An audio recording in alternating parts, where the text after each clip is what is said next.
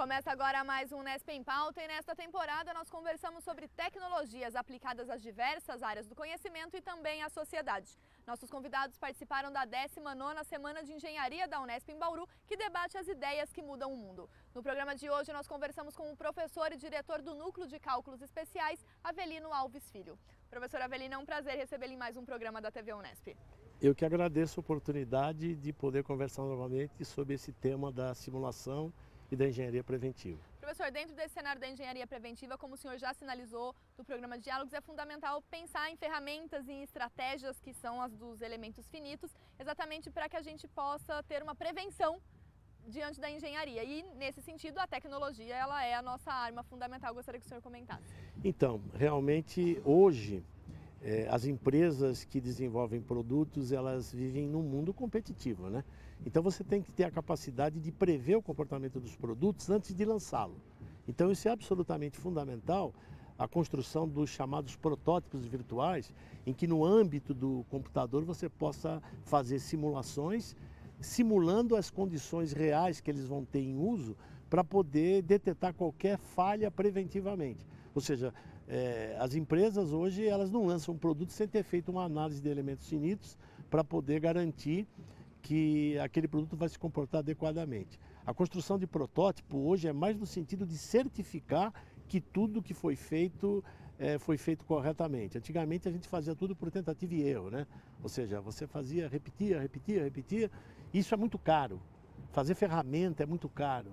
Gastar dinheiro em material é muito caro. Então hoje você usa a ferramenta de simulação para prever. A engenharia preventiva, né, como a gente já tinha comentado no programa que você citou. Então, pensando nessas ferramentas, professor, a cada inovação tecnológica elas vão se aperfeiçoando para garantir essa segurança. Sim. As ferramentas, elas, fazendo uma analogia até com a medicina, você tem recursos cada vez maiores, né, de fazer diagnóstico, né? Isso não é diferente na engenharia. Agora, tem uma coisa que a gente menciona sempre para os alunos, quando dá esses cursos aí no Brasil inteiro, nas diversas áreas de engenharia, é que a essência, ela não mudou. Se você for pegar um médico que tem uma ferramenta de exames muito grande, tem muitos recursos de diagnóstico grande, ele precisa ter o conhecimento da matéria médica. E isso acontece com o engenheiro. Quer dizer, você tem muitas ferramentas disponíveis no cálculo estrutural, na simulação, mas é absolutamente que o engenheiro, o aluno, ele não tente queimar etapas. Ele precisa conhecer o alicerce do uso dessas ferramentas para usá-las bem. Isso acho que é fundamental. O senhor comentou a questão do aluno, como que a gente pode mensurar a evolução dessa própria formação dos alunos em prol de desenvolver até, de repente, novas ferramentas de simulação e de cálculo? Normalmente tem uma estratégia para fazer isso, né?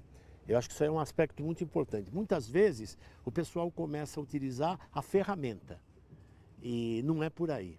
Existe um tripé, que eu diria, que é fundamental para que você consiga ter progresso.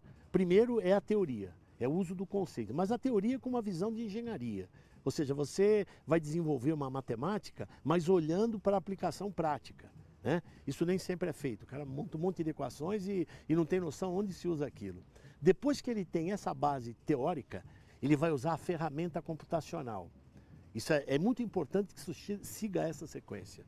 E em terceiro, ele pega um caso real em que ele sabe a teoria, ele sabe a ferramenta, aí ele vai desenvolver um produto que pode ser dentro da universidade, como um projeto piloto, um case parecido com a realidade, mas ele precisa ter essa sequência lógica.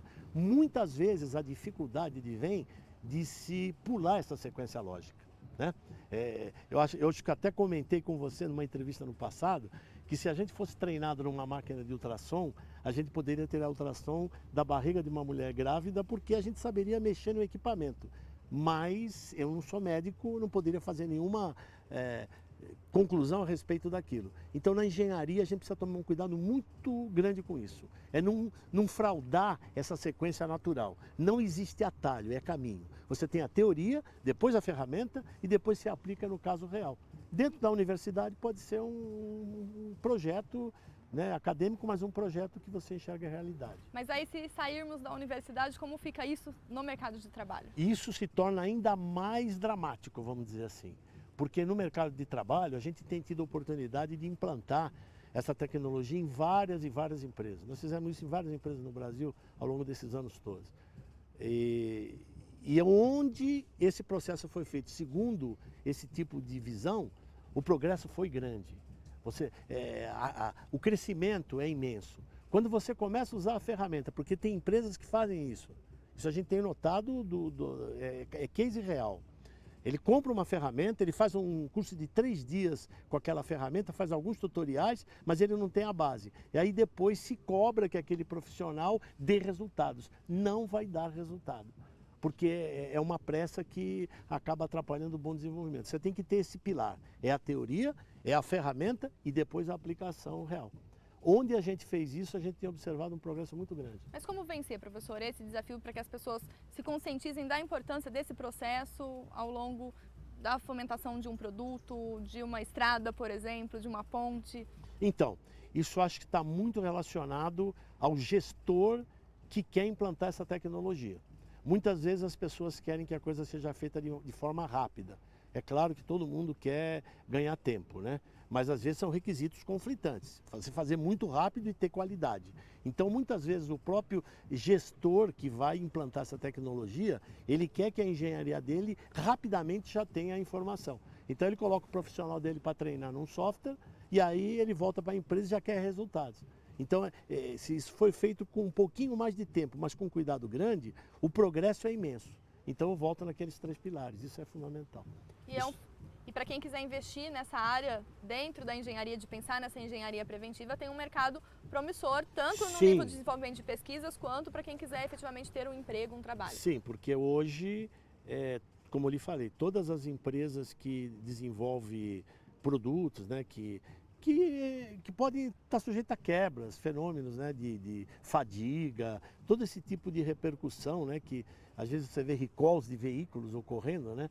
Então, se você fizer uma previsão adequada do comportamento do produto, você não vai ter esse tipo de dissabor, né?